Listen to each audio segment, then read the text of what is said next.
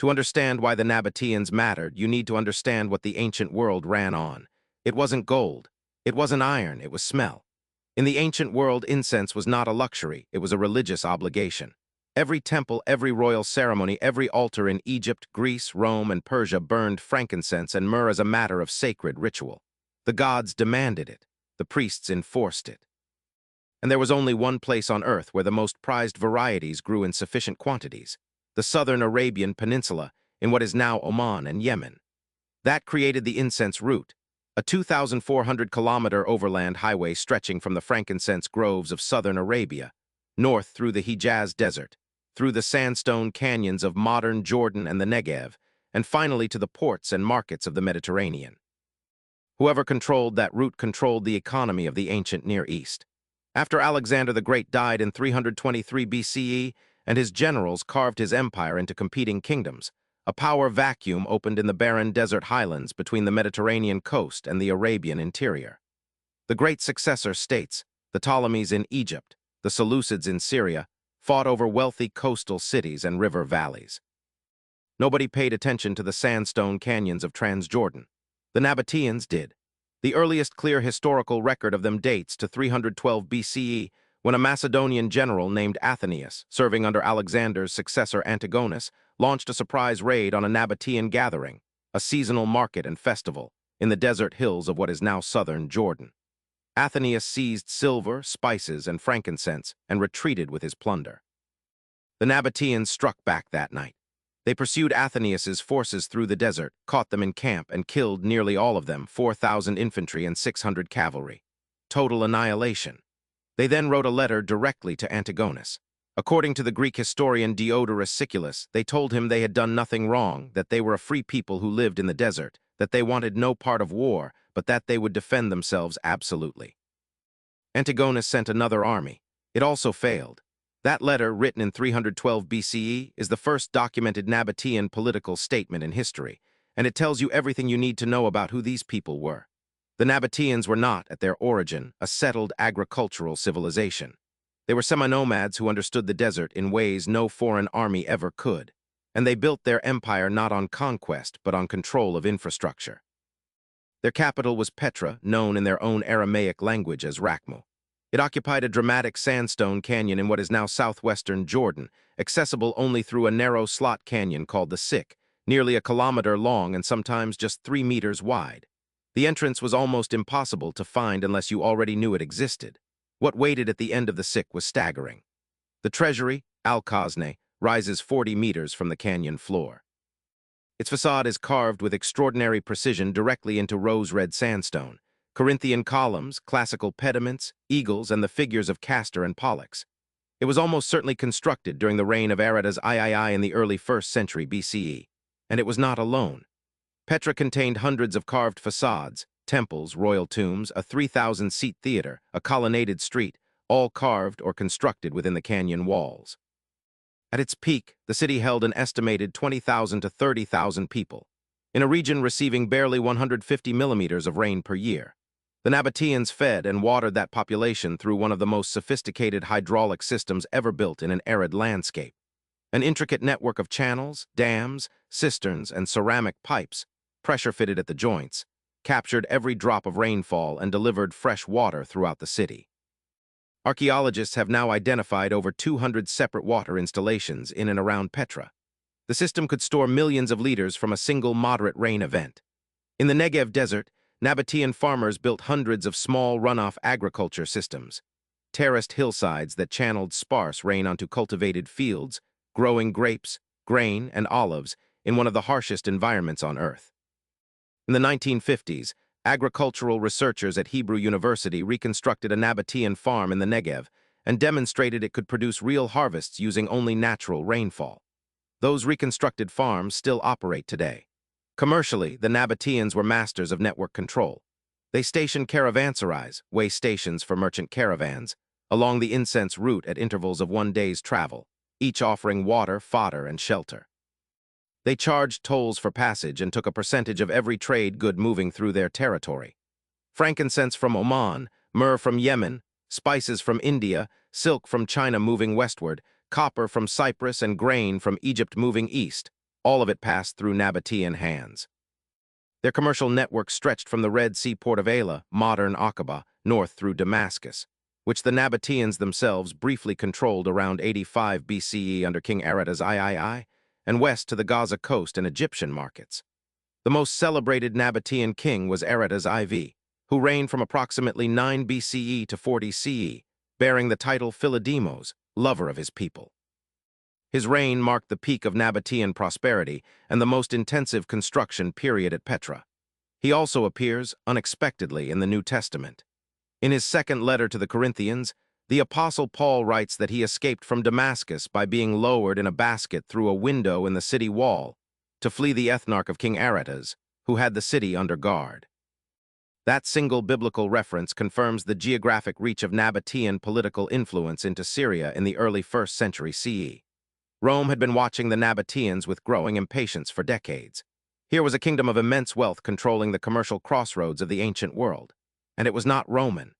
The first serious Roman attempt at subjugation came in 65 BCE, when the general Marcus Aemilius Scaurus marched his legions toward Petra under Pompey's command.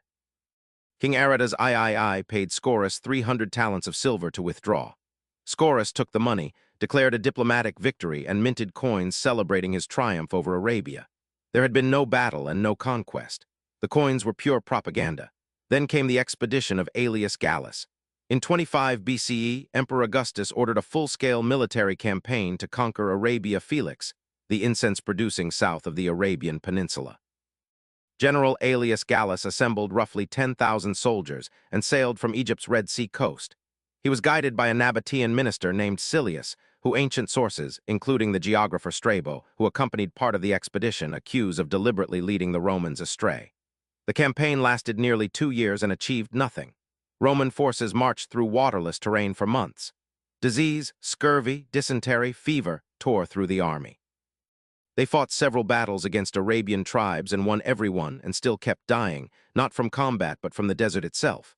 They reportedly reached the town of Mariba, near the ancient Marib Dam in Yemen, before turning back, unable to press further. Strabo later wrote that Gallus lost the vast majority of his force without ever suffering a decisive military defeat. The desert had killed them, and the Nabataean guide had let it happen. Augustus recognized the reality. Direct military conquest of the desert interior was impossible. He shifted to diplomacy, working with the Nabataeans as commercial partners, taxing their trade rather than seizing their territory. For the next century and a half, the two powers maintained a tense but profitable coexistence. The real death blow to the Nabataean kingdom came not from Roman legions, but from Roman navigation. In the 1st century CE, Roman merchants, drawing on knowledge captured from Arabian sailors, mastered the monsoon winds of the Indian Ocean to sail directly between Egypt's Red Sea ports and India, bypassing Arabia entirely. The overland incense route, the economic foundation of Nabataean power, began to lose relevance.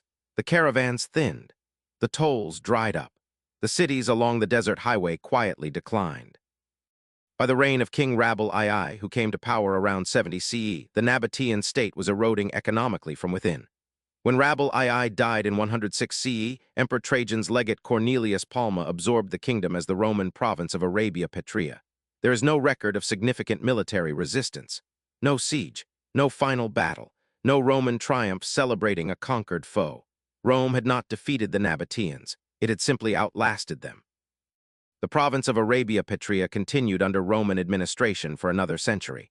Petra received Roman paving stones, a forum, a new colonnaded street. But it was no longer the nerve center of the ancient world's commerce. That role had moved to the sea. Petra slowly emptied. By the Byzantine period, it was a modest provincial town. By the early Islamic period, it was nearly abandoned. Sand filled the channels. Rockfalls blocked the sick. The carved facades weathered in silence. For over 1,000 years, Petra was known only to the Bedouin tribes who sheltered in its canyons and called it the City of the Dead, telling their children that the treasury was carved by Pharaoh and filled with enchanted gold. The Western world had forgotten it entirely. On August 22, 1812, a Swiss explorer named Johann Ludwig Burckhardt, traveling in disguise as an Arab pilgrim named Ibrahim ibn Abdallah, persuaded a local guide to lead him to a ruin he had heard about in the desert. He emerged from the sick. He looked up at the treasury. He became the first European since antiquity to see Petra. He wrote in his journal, It seems very probable that the ruins in Wadi Mousa are those of the ancient Petra. It was the understatement of the 19th century, but something else survived the centuries without needing to be rediscovered. As the Nabataean commercial empire declined in the 1st century CE, their distinctive script, derived from Aramaic, written right to left, with flowing cursive letter forms, spread with their merchants across the Arabian Peninsula. Inscriptions in Nabataean Aramaic have been found from the Sinai to the Hijaz to Mesopotamia. In northwestern Arabia, this script adapted. By the 4th and 5th centuries CE, the letter forms had transformed into what linguists call Proto-Arabic.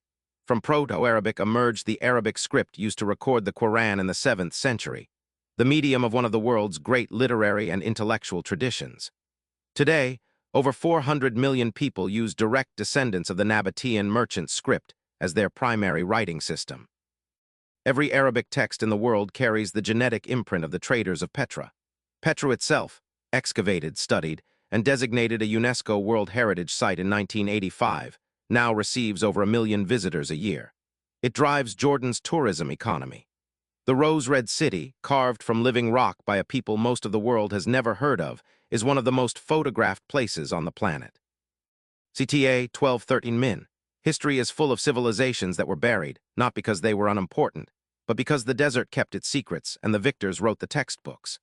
The Nabataeans controlled the world's most valuable trade route, built an architectural wonder in a waterless canyon, turned back Roman military expeditions, pioneered desert farming techniques still in use today, and gave the world a writing system that hundreds of millions of people use right now. And almost nobody knows their name. If you want to keep finding the stories that history buried, the empires that fell between the famous chapters, the civilizations hiding under the sand, subscribe. New forgotten histories every week. The past is bigger than what made it into the textbooks. Outro 1315 Min. The Nabataeans teach us something that goes beyond any single civilization. Power isn't always about armies. The Nabataeans never tried to build the kind of empire Rome built. They built something more elegant, a network. A web of roads, cisterns, caravanserais, and commercial relationships stretching across the ancient world. They made themselves indispensable. They made the desert itself their greatest weapon, when their commercial advantage was finally broken not by force but by a new trade route on the other side of the continent. They didn't die in a pointless final battle. The empire ended. The city was buried. But the script became the alphabet of a new civilization. The water engineering outlasted the kingdom by 2,000 years. The carved stone city became a wonder of the world. The most durable legacies in history don't always belong to the conquerors.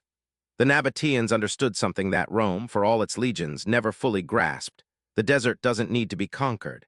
It needs to be understood. SEOTAGS. Ancient history, forgotten empire, historical mystery, lost civilization, archaeology, Nabataean empire, Petra Jordan, ancient trade routes, Rome versus Arabia, ancient Arab civilization, incense route history, ancient water engineering, desert kingdom, ancient Middle East. History documentary description. The Nabataean empire controlled the ancient world's most profitable trade route and successfully resisted Roman conquest for over 2 centuries. This is the story of a forgotten Arab civilization that built the rose-red city of Petra in a waterless desert canyon, pioneered water engineering still studied by modern scientists, outmaneuvered Rome's most powerful generals, and ultimately gave the world the script that became modern Arabic. Most history books skip straight from ancient Egypt and Greece to Rome. But between the desert canyons of what is now Jordan, a kingdom of traders built something more durable than any empire Rome conquered. A network, a script, and a city carved from living stone. Featuring the Roman military catastrophe of 25 BCE, the genius water systems of Petra, the forgotten kings Aratas III and Aratas IV, and the 1812 rediscovery that shocked the Western world. Timestamps 0000, Hook 00. 15, Introduction 0100, The Ancient Incense Trade and World Before the Nabataeans 0300, The Rise of Petra and Nabataean Engineering Genius 0600, Rome's Failed Campaigns and the Turning Point 0900, The Legacy. Arabic Script, Desert Farming and Petra Today 12, 15, Subscribe 13, 00, Outro / Ancient History Forgotten Empire Petra Nabataeans Lost Civilization.